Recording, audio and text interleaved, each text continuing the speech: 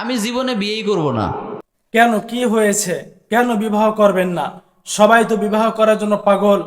আপনি তো এক লেকচারের ভিতরে বললেন যে যুবকরা এখন বিবাহ করার জন্য দুই পায়ে খাড়া। ওরা তো দুই পায়ে খাড়া, ঠিক কিনা? আপনার শ্রোতা যদি বিবাহের জন্য দুই পায়ে খাড়া থাকতে পারে, আপনি কি বিবাহের জন্য এক পায়ে দাঁড়াতে পারবেন না? আপনি কেন বিবাহ করবেন না? যদি আপনার বেশি সমস্যা হয় তাহলে চলুন আপনাকে নিয়ে ইন্ডিয়া থেকে ঘুরে আসি। বিয়ে করলেই ওয়াইফকে এইটা কিনে দাও, ওইটা কিনে দাও, স্নো কিনে দাও, পাউডার কিনে দাও, ঠিক কিনা?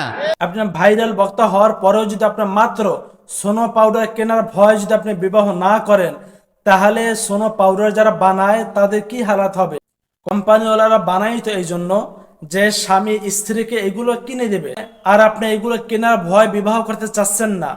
আপনার তো একটি লেকচারের ভিতরে বলেছিলেন যে যুবকেরা, আজ আলোচনার ভিতরে তোমাদের সবার বিবাহের ব্যবস্থা হয়ে যাবে। আলোচনার মাঝখানে ইনশাল্লাহ তোমাদের বিয়ের ব্যবস্থা হবে। অতএব আমিও বলে দিলাম, আপনারও বিবাহের ব্যবস্থা হয়ে যাবে।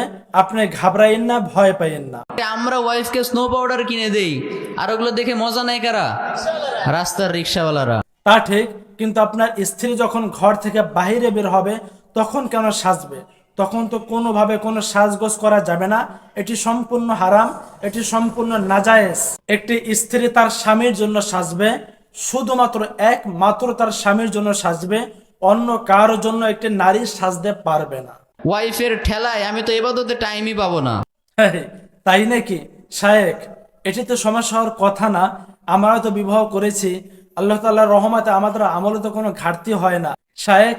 এই জন্য আপনি ফারাক হইয়েন না, এই জন্য আপনি ঘাবড়াইয়েন না। আপনি বিবাহ করে ফেলুন, আমলে ঘাটতি হবে না ইনশাল্লাহ। এটি দ্বারা প্রমাণ হয় আমাদের শায়েখ কত আমল করে, কত ইবাদত করে। সুবহানাল্লাহ। সুবহানাল্লাহ পড়েন। তো তারা বললো কি, যেহেতু আল্লাহ রসুলের আগের গুনাহ মাফ, পরের গুনাহ মাফ, আমাদের তো অনেক গুনাহ, কাজে আল্লাহ রসুলের মতো এত কম আমল করলে হবে না, আমাদেরকে বেশি বেশি করতে হবে। এই যে টপকে যাচ্ছে, আল্লাহ রসুলের চাইতে আমাদেরকে বেশি করতে হবে।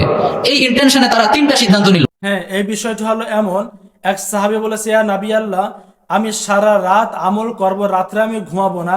অন্য এক সাহাবী বলেছে, ইয়া নবী আল্লাহ, আমি সারা দিন রোজা রাখবো, আমি কিছুই খাবো না। অন্য এক সাহাবী বলেছে, আমি জীবনে বিবাহই করব না, আমি যদি বিবাহ করি তাহলে আমার আমলে ঘাটতি হবে, এজন্য আমি বিবাহ করব না, সারা জীবন আমি আমল করে যাব। আল্লাহর হাবিব বললেন তাকে, যে ব্যক্তি বলেছে আমি সারা রাত নফল নামাজ পড়বো, আল্লাহর হাবিব বলে, শোনো, আমি সারা রাত নামাজ পড়ি না, ঘুমাই এবং কিছু সময় নামাজ পড়ি। আল্লাহর হাবিব বললেন, আমি তো সারাদিন রোজা রাখি না, মাঝে মাঝে রোজা রাখি, মাঝে মাঝে খাই। আল্লাহর হাবিব বলেন ওই সাহাবীকে, যে সাহাবী বলেছে আমি বিবাহ করব না, আমার আমলে ঘাটতি হবে।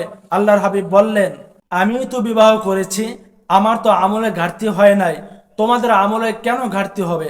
আল্লাহর ওলি যদি হতেই হয়, আল্লাহর পেয়ারা বান্দা যদি হতেই হয়, বিবাহ করেই হতে হবে।